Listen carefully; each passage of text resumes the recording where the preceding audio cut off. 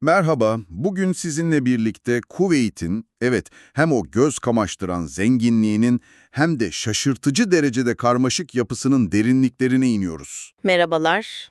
Elimizdeki kaynaklar oldukça çeşitli. YouTube transkriptleri var, ansiklopedi maddeleri, kültürel analizler, detaylı ülke profilleri, bayağı geniş bir yelpaze yani. Evet, kapsamlı bir bakış sunmaya çalışacağız. Amacımız ne mi?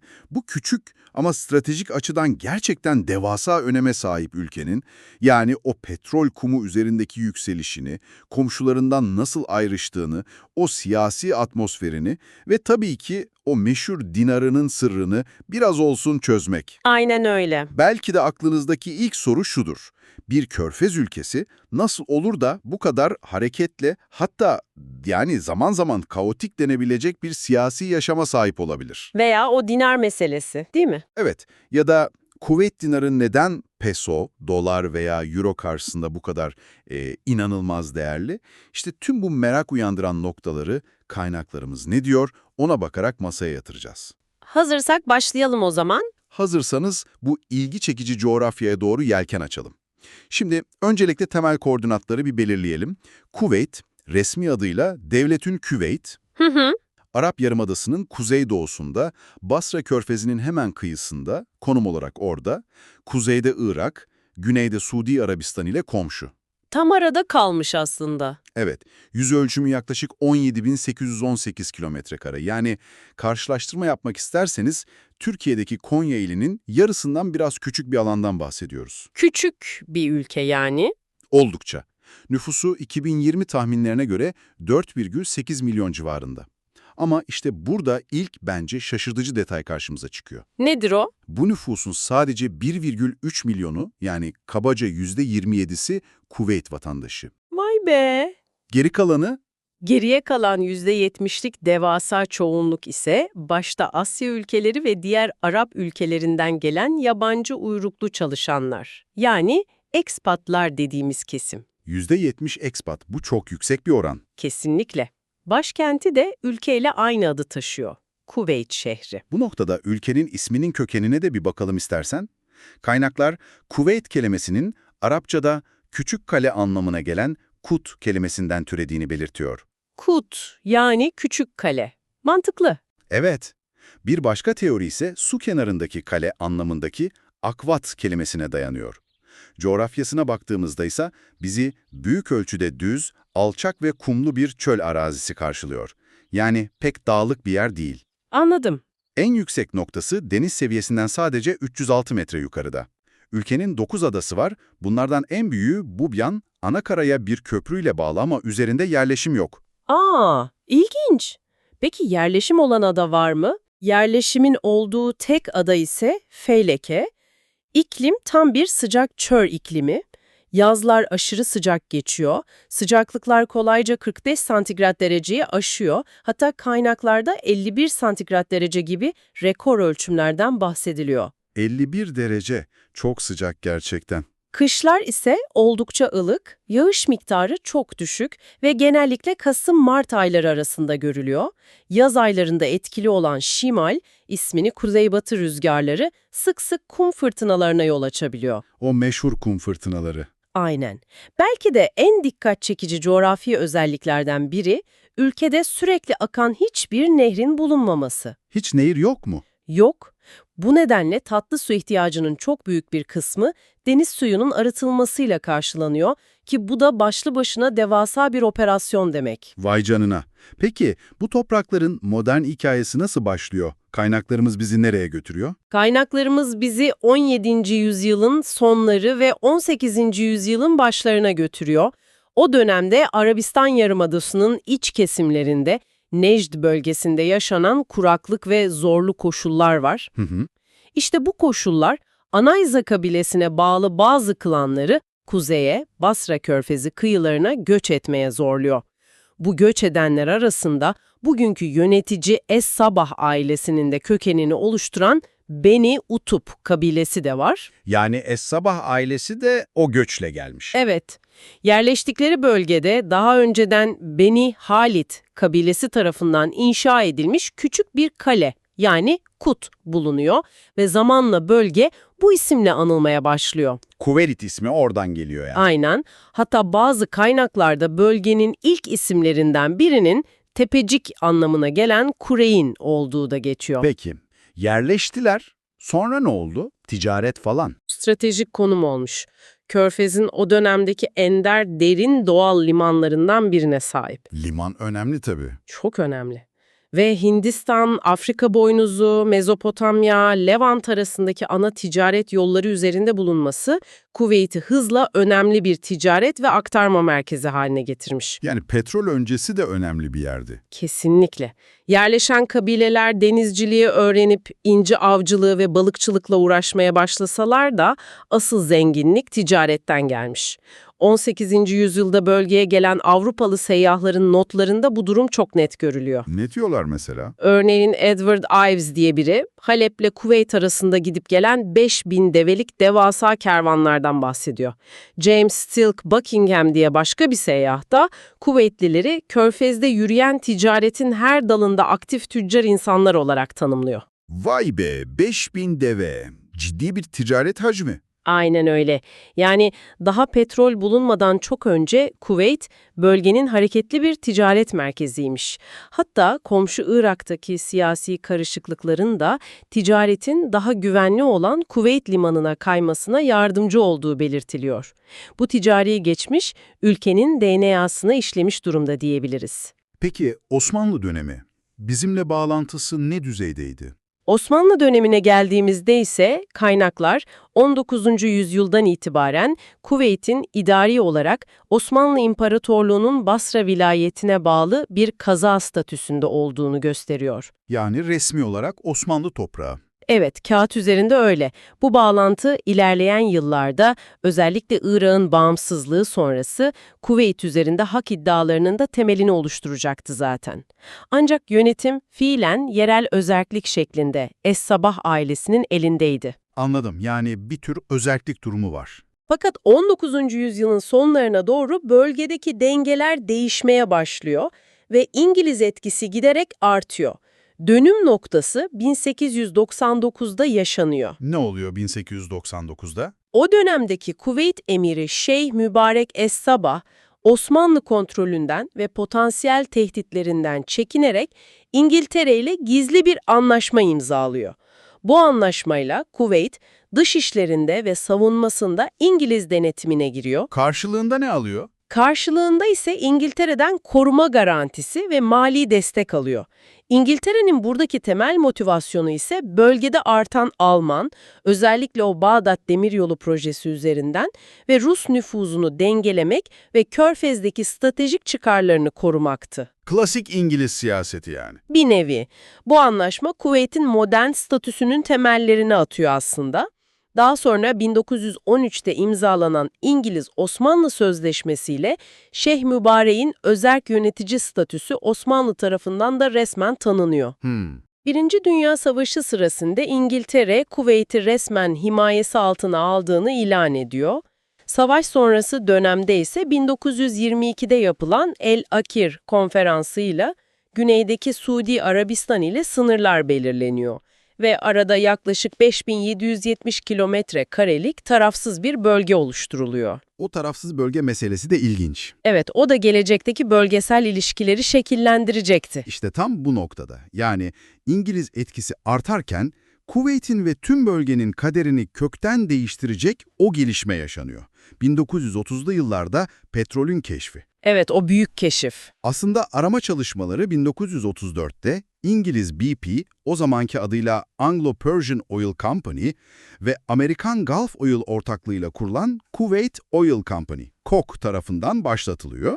Evet. İlk ticari keşif 1938'de Burgan sahasında yapılıyor ancak İkinci Dünya Savaşı nedeniyle üretime hemen geçilemiyor. Savaş araya giriyor. Aynen. Savaşın bitiminden hemen sonra 1946'da ilk petrol tankeri Kuveyt limanından ayrılıyor ve ihracat başlıyor. İşte bu tarih Kuveyt için bir dönüm noktası. Milat diyebiliriz. Kesinlikle.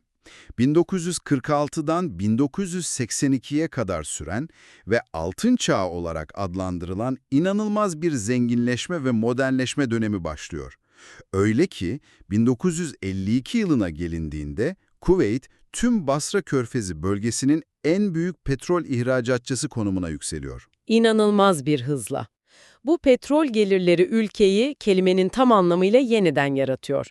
Küçük bir balıkçı ve ticaret kasabası olan Kuveyt, devasal bayındırlık projeleriyle modern bir refah devletine dönüşüyor. Ne gibi projeler mesela? Yollar, hastaneler, okullar, her şey yeniden inşa ediliyor adeta. Vatandaşlara ücretsiz sağlık ve eğitim hizmetleri sunulmaya başlanıyor.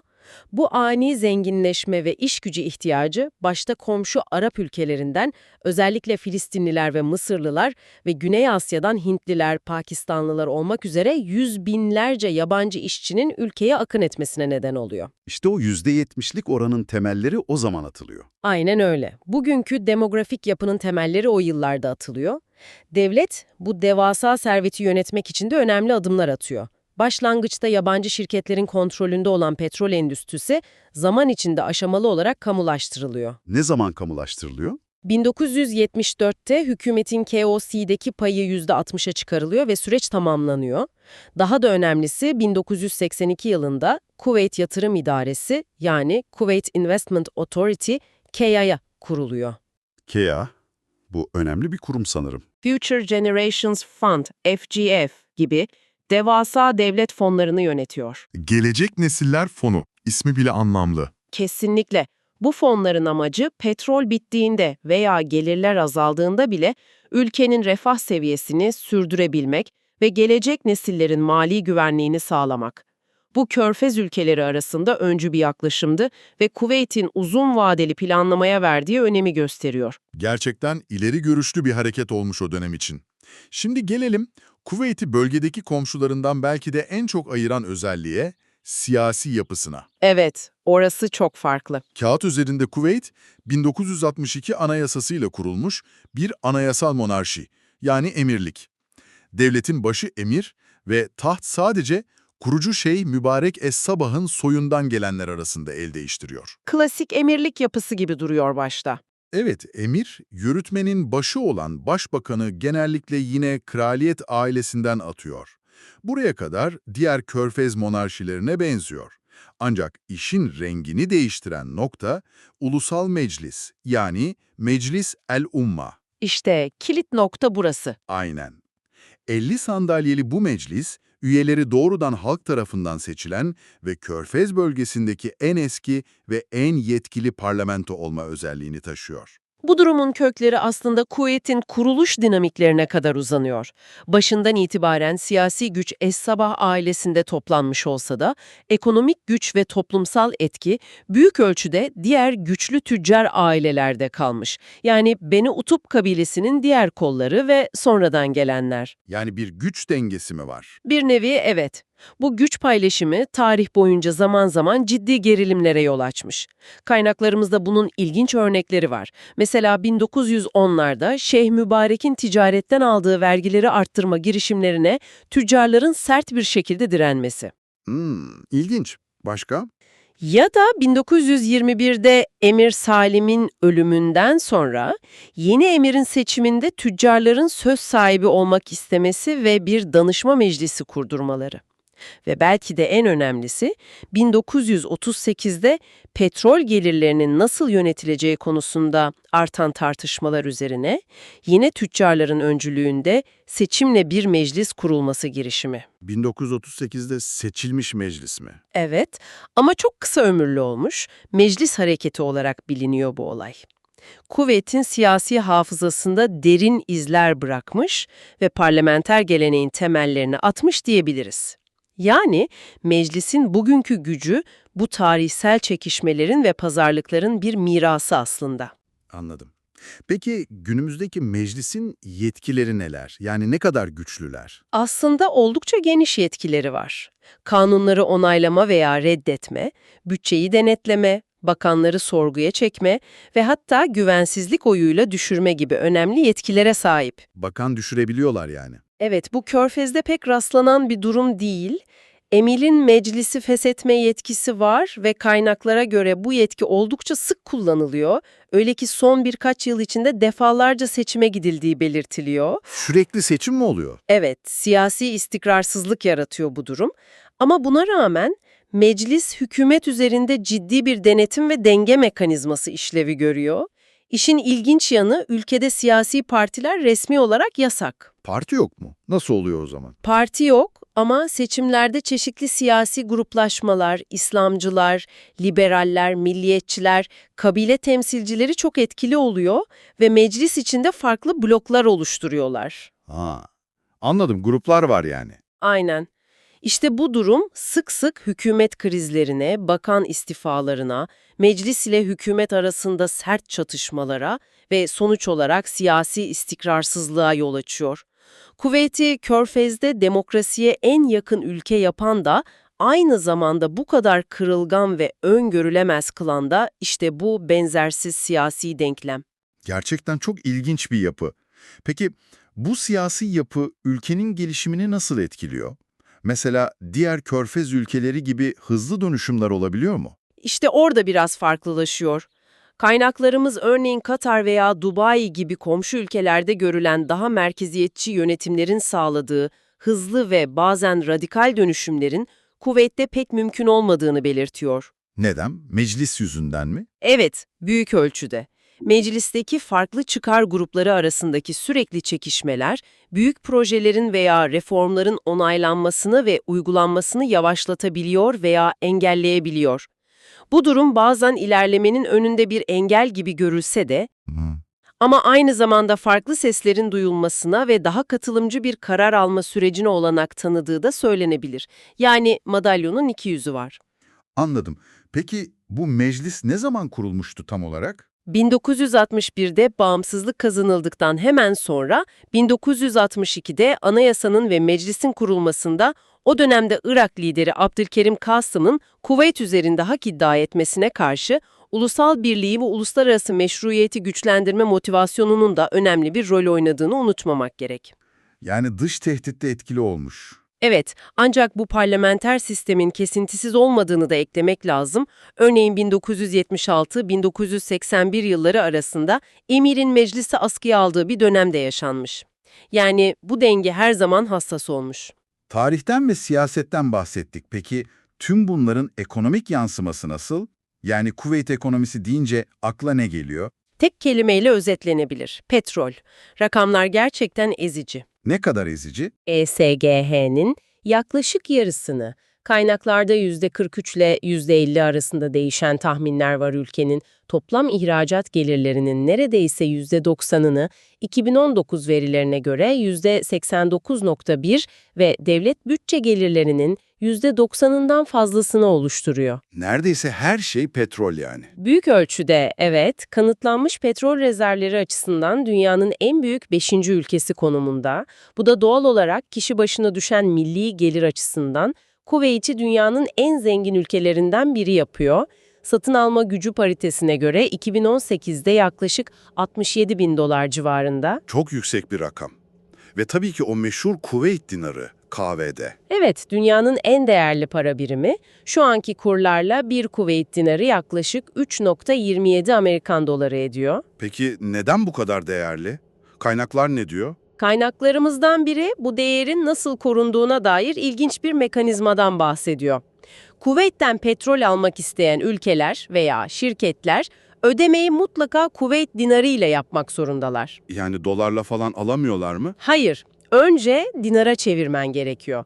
Elinizde milyarlarca dolarınız bile olsa önce onu dinara çevirmeniz gerekiyor.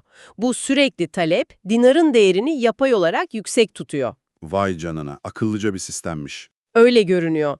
Paranın değeri o kadar yüksek ki günlük hayatta kullanılan alt birimi fils ve 1 dinar tam 1000 filse bölünüyor. Hatta çeyrek dinarlık madeni paraların bile yaygın olarak kullanıldığı belirtiliyor. 1000 fils, bizdeki kuruş gibi ama çok daha değerli tabii. Aynen. Ancak madalyonun bir de diğer yüzü var tabii. Bu aşırı petrol bağımlılığı ekonomiyi küresel petrol fiyatlarındaki dalgalanmalara karşı son derece kırılgan hale getiriyor. Evet, o risk hep var. Kesinlikle. Örneğin 2015 sonrasında petrol fiyatlarında yaşanan sert düşüşler, Kuveyt bütçesinde ciddi açıklara yol açtı. İşte bu risklerin farkında olan Kuveyt yönetimi, ekonomiyi çeşitlendirmek ve petrol sonrası döneme hazırlanmak amacıyla Kuveyt 2035 Vision gibi uzun vadeli stratejik planlar geliştirmiş durumda. Kuveyt 2035 Vision.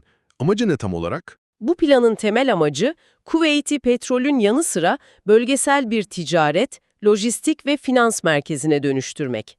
Ancak bu hedefe ulaşmak şimdilik kolay görünmüyor. Neden? Petrol dışı sanayi henüz yeterince gelişmiş değil, en büyük sektörlerden biri çelik üretimi olarak belirtiliyor. Son yıllarda özellikle gençler arasında Instagram gibi sosyal medya platformları üzerinden yürütülen küçük ölçekli girişimcilik faaliyetlerinde bir artış gözlemlense de bu henüz ekonominin genel yapısını değiştirecek boyutta değil. Yani çeşitlendirme biraz yavaş mı ilerliyor? Öyle denebilir. Bir diğer önemli ekonomik konu ise devlet sübvansiyonları. Devlet, vatandaşlarına su, elektrik, akaryakıt ve temel gıda maddeleri gibi ürünleri çok düşük fiyatlarla sunuyor. Bu durum sosyal refahı artırsa da bütçe üzerinde büyük bir yük oluşturuyor ve kaynakların verimli kullanılmadığı yönünde eleştirilere neden oluyor. Anladım. Peki ihracat ve ithalat? Petrol dışında ne alıp satıyorlar? İhracat profiline baktığımızda petrol ve türevleri dışında öne çıkan kalemler arasında hava taşıtları parçaları, organik kimyasallar ve plastikler yer alıyor. İthalatta ise otomobiller, makineler, elektronik cihazlar, gıda ürünleri ve ilaçlar başı çekiyor. Klasik ithalat kalemleri yani. Kimlerle ticaret yapıyorlar en çok? Kuveyt'in en büyük ticaret ortakları genellikle Asya ülkeleri, Çin, Güney Kore, Hindistan, Japonya ve komşu Körfez ülkeleri. Kaynaklara göre Türkiye, 2019 verileriyle Kuveyt'in ithalatında 15. ihracatında ise 26. sırada yer alıyor. Peki bu eşsiz siyasi yapı ve devasa petrol zenginliği, Kuveyt toplumunu ve gündelik yaşamı nasıl şekillendiriyor? Demografik yapıya tekrar dönersek, o çarpıcı %70'lik expat oranı. Bu sadece bir istatistik değil herhalde. Kesinlikle değil. Bu durum Kuveyt'in iş gücü piyasasını, sosyal hizmetlere olan talebi, şehir planlamasını ve hatta ulusal kimlik algısını kökten etkileyen bir gerçeklik. Nasıl etkiliyor? Kaynaklarımız bunun hem Kuveyt ekonomisi için vazgeçilmez bir motor, hem de zaman zaman sosyal uyum ve altyapı açısından zorluklar yaratan bir durum olduğunu vurguluyor. En büyük yabancı nüfus gruplarını Hintliler ve Mısırlılar oluşturuyor. Nüfus genç mi peki? Ülke nüfusu genel olarak oldukça genç bir yapıya sahip. Resmi dil Arapça ama günlük hayatta kendine özgü bir Kuveyt lehçesi konuşuluyor. İş dünyasında ve eğitimde ise İngilizce son derece yaygın. Dini yapı nasıl? Hepsi Müslüman mı? Dini yapıya baktığımızda resmi din İslam ve devletin mezhebi Maliki Sünnilik, yönetici Es-Sabah ailesi de Sünni, nüfusun çoğunluğu Müslümanlardan oluşuyor. Tahminlere göre Sünniler %60-70, Şiiler ise %30-40 civarında bir oran teşkil ediyor.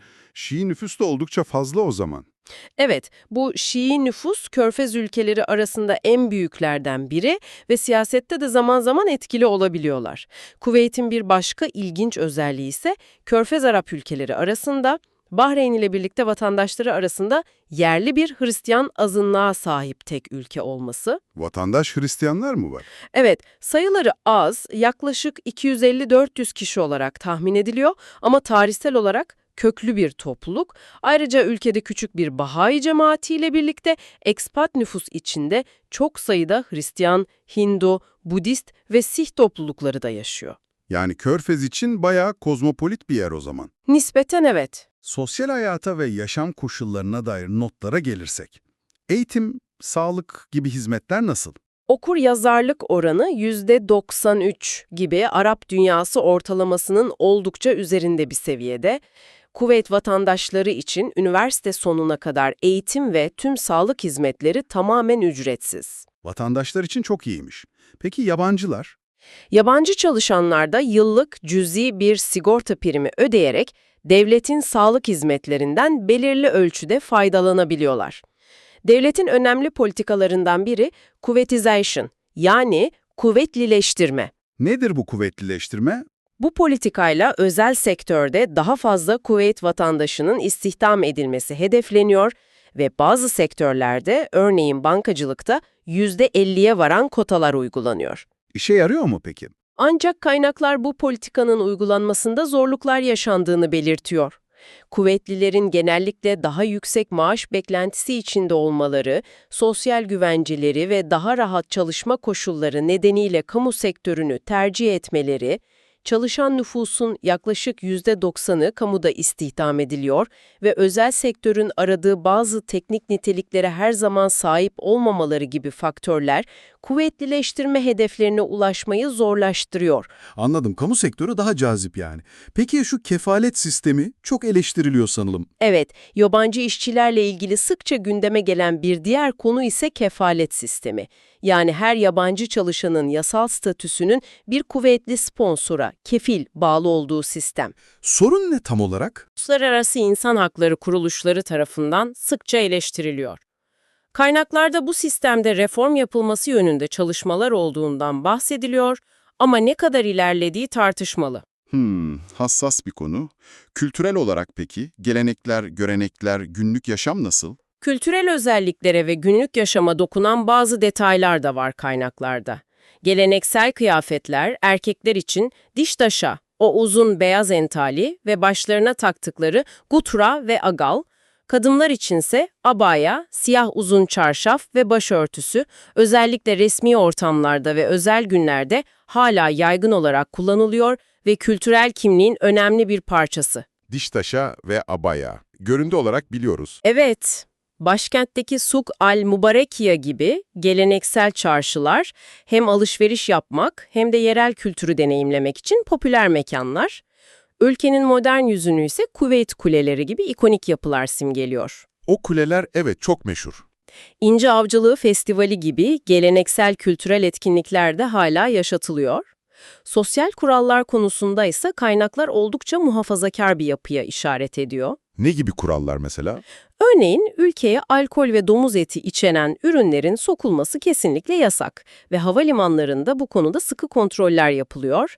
Bazı kaynaklarda ahlak polisi benzeri uygulamaların varlığından ve özellikle evli olmayan çiftlerin aynı otel odasında kalmasının zorluğundan bahsediliyor.